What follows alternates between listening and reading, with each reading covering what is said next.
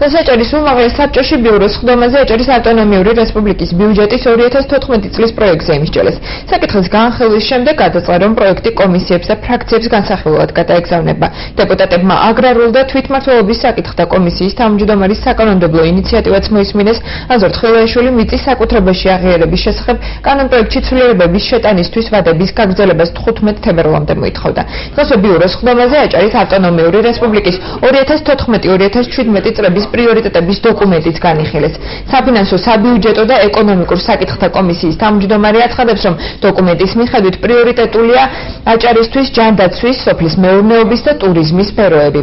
ამ წუთებში აჭარის უმაღლეს საბჭოში კი რიგგარეშეს ხდომა მიმდინარეობს. ხდომაზე საზოგადოებრივი მაუწყებლის აჭარის ტელევიზიისა და რადიოს მრჩეველთა საბჭოს დარჩენილ 2 წევრს აირჩევენ.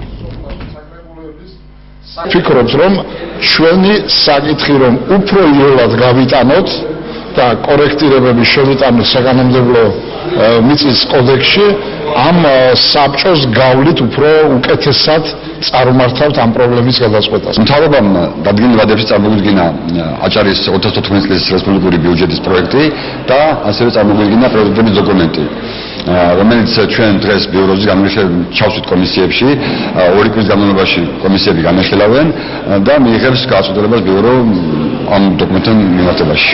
პრიორიტეტები არის ისეთი პრიორიტეტები, რომელიც სახელმწიფოს გადასახადებს, ეს არის ჯანმრთელობა, ეს არის სოფლის მეურნეობა, ეს არის ტურიზმი და ასე შემდეგ.